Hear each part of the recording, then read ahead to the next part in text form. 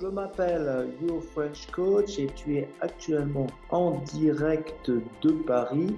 Je suis le meilleur professeur de français pour étrangers de toute la galaxie. Alors, ce n'est pas moi qui le dis, c'est Elon Musk lui-même. Tu es actuellement dans l'émission Le français, c'est fucking facile. Et aujourd'hui, nous allons parler de ChatGPT. Avec une prononciation française, on dirait chat GPT. Le chat GPT. Si tu as compris cette blague, ça veut dire que ton niveau de français est entre C2 et C3. Donc, félicitations. ChatGPT, qu'est-ce que c'est? C'est donc une intelligence artificielle. Alors, des intelligences artificielles, tu en utilises déjà depuis longtemps, n'est-ce pas? Tous les jours même, on peut dire, puisque Google, c'est une intelligence artificielle. On peut penser aussi à DeepL, etc., etc. Ceci étant dit, on voit bien qu'avec ChatGPT, c'est ce que vous allez voir, on arrive à un niveau supérieur par rapport à ce que pouvait proposer Google ou toutes ces autres applications. Donc, cette vidéo, elle va être découpée en deux parties. Dans la première partie, je vais vous montrer ce qu'il est possible de faire et vous allez être assez bluffé, étonné parce que c'est vrai que la puissance de l'outil, franchement, a de quoi laisser sans voix, n'est-ce pas? Et dans un second temps, je vais vous montrer quand même qu'il y a encore des limites. Alors, l'application est nouvelle, elle est encore en développement, elle sera amenée à s'améliorer, donc probablement qu'effectivement les limites auxquelles j'ai réussi à l'amener, peut-être qu'elle les résoudra dans un futur assez proche. Mais vous verrez qu'il y a certaines questions que je lui ai posées où elle ne savait pas encore répondre, où elle répondait à côté de cette intelligence artificielle. Première partie, donc, qu'est-ce qu'il est possible de faire avec cette intelligence artificielle qu'il n'était pas possible de faire avec les outils que nous avions à la disposition actuellement, Google, Google Translate, DeepL, etc. J'ai commencé par demander à Google Chat de me dire combien y a-t-il de pronoms dans la langue française. Alors là, vous allez me dire, oui, mais ça, Google le fait. Et vous avez tout à fait raison. Google est tout à fait capable de répondre à ce type de requête. Ce que Google ne fait pas, c'est ce qui va venir. Donc, suite à la réponse de ChatGPT, je lui dis « Ah oui, mais tu as oublié quelque chose, ChatGPT, tu as oublié les pronoms relatifs. » Alors en fait, ce n'était pas le cas, c'est une erreur de ma part. Elle se montre humble et modeste et s'excuse. Elle me dit je m'excuse, tu as raison, j'ai oublié ça. J'ai trouvé ça assez drôle, j'ai trouvé ça mignon que cette machine fasse preuve d'humilité face à un humain, n'est-ce pas? La seconde chose que j'ai demandé à ChatGPT, c'est j'ai essayé de la tester sur une correction d'erreur. Donc je lui ai proposé une erreur très très typique chez les locuteurs anglo-saxons qui disent souvent, qui traduisent souvent littéralement I'm 20, I'm 30 par donc je suis 20 ans, je suis 30 ans parce qu'on emploie le verbe to be en anglais. Et donc je lui ai demandé de corriger la phrase bonjour, je m'appelle Ludivine, je suis 15 ans. Et donc ChatGPT a trouvé l'erreur et puis après m'a fourni l'explication grammaticale en indiquant qu'on utilisait to have et pas to be en français. Donc, fantastique. J'ai également soumis à ChatGPT un texte en anglais que j'avais préparé, que j'avais écrit moi-même, quand je préparais un examen d'anglais que j'ai passé l'année dernière, un examen de niveau C1 en anglais que j'ai passé et que j'ai obtenu. Je lui ai demandé de trouver les erreurs dans le texte et d'améliorer le texte, ce qu'il a fait, et donc sachant que c'est ce que j'ai fait avec des tuteurs que j'avais payés, ChatGPT l'a fait gratuitement. Je lui ai également soumis un texte en anglais et je lui ai demandé d'évaluer ce texte sur donc l'échelle du cadre européen des langues et ce qu'il a été capable de faire. Donc il a évalué mon texte au niveau B2 High B2, ce qui m'a un peu vexé parce que je pensais avoir C1. Mais donc il a su évaluer en tout cas. Et il a également fourni une analyse technique du texte. J'ai depuis peu une nouvelle étudiante qui est donc une dame qui pratique le cyclotourisme en France. Et donc, on va travailler avec elle pour la préparer à mieux parler pendant ses vacances. Donc, on va les préparer sur des situations assez concrètes. Donc là, j'ai demandé à ChatGPT, est-ce que s'il te plaît, ChatGPT, est-ce que tu pourrais me produire un dialogue de 500 mots en français sur quelqu'un qui va dans un magasin en France pour réparer les freins de son vélo?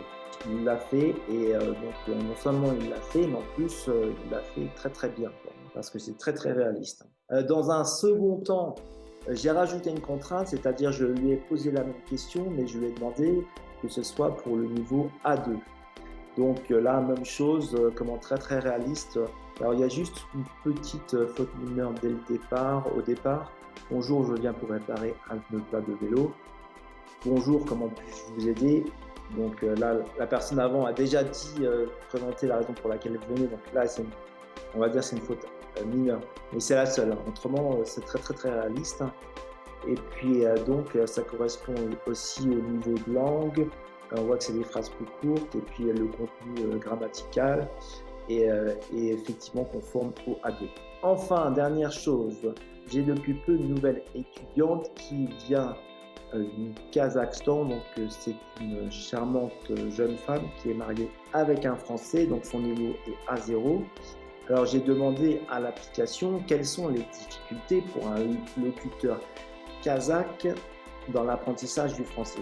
Et donc comment ChatGPT a été capable de me fournir une réponse, donc en analysant du point de vue de la prononciation, de la grammaire, du vocabulaire, des expressions, les différences culturelles et la différence dans le système d'écriture. Voilà pour ce qu'il y a de positif concernant cette application, mais j'ai réussi également à pousser l'application à ses limites. Donc on va voir que parfois elle fait quand même des erreurs, donc c'est ce qu'on va voir maintenant. Alors je vais vous montrer le premier exemple. Alors le premier exemple, c'est quand je lui demande de corriger la phrase j'ai lavé ma voiture, j'ai lavé mon voiture, pardon. Donc, sachant que voiture est féminin, donc ça devrait être j'ai lavé ma voiture. Donc là, c'est quelque chose de pourtant au niveau grammatical, en réalité, c'est du niveau grammatical A2 ou A1, je sais plus, A2, A1, enfin c'est du niveau débutant. Et là, j'ai été assez surpris que en fait, il est faux en fait. Ils me disent the sentence j'ai lavé mon voiture is correct. Donc mince, petit bug chez ChatGPT, mais c'est pas grave, je ne tombe pas.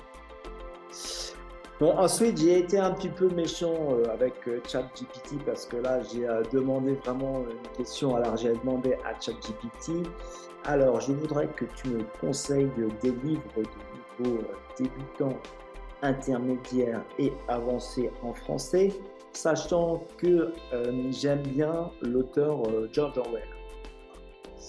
Et donc là, il a réussi à fournir une réponse, mais ceci dit, il n'a pas pris en compte la variable George Orwell. Je le sais parce qu'après, si je fais un test similaire en disant donc non plus George Orwell, mais William Shakespeare, il me donne les mêmes réponses.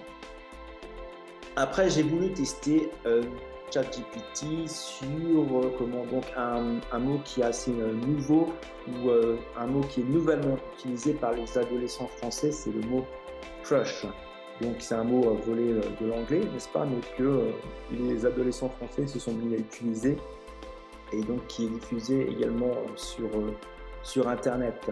Et je lui ai demandé donc qu'est-ce qu'il en était de nous parler de ce mot crush en français. Et donc il a compris le mot crush, mais pour lui, il ne l'a pas associé à la langue française, il l'a associé seulement à la langue anglaise. Donc il a apporté une traduction correcte en français du mot crush, donc coup de cœur, c'est béguin, c'est correct, mais effectivement, comment il semble ignorer le fait que les étudiants, les adolescents français se soient mis à utiliser beaucoup ce terme, et notamment sur Internet. Enfin, j'ai demandé à ChatGPT combien de temps cela prendrait à un Japonais de 70 ans qui ne sait pas lire et écrire à atteindre le niveau B1 en français. Et là aussi, c'est pareil, il n'a pas pu me donner une réponse précise en prenant en compte les variables de l'âge et de la langue d'origine et du niveau d'éducation. Et voilà, j'ai voulu le tester pour voir s'il pourrait me donner ne serait-ce qu'une fourchette. Et il m'a donné une réponse générale, mais il ne répondait pas vraiment complètement à ma question. Mais c'est vrai que c'était quand même assez dur comme question. Alors, nous arrivons à la fin de cette vidéo. Alors, j'espère que ça vous a plu, cette vidéo sur ChatGPT.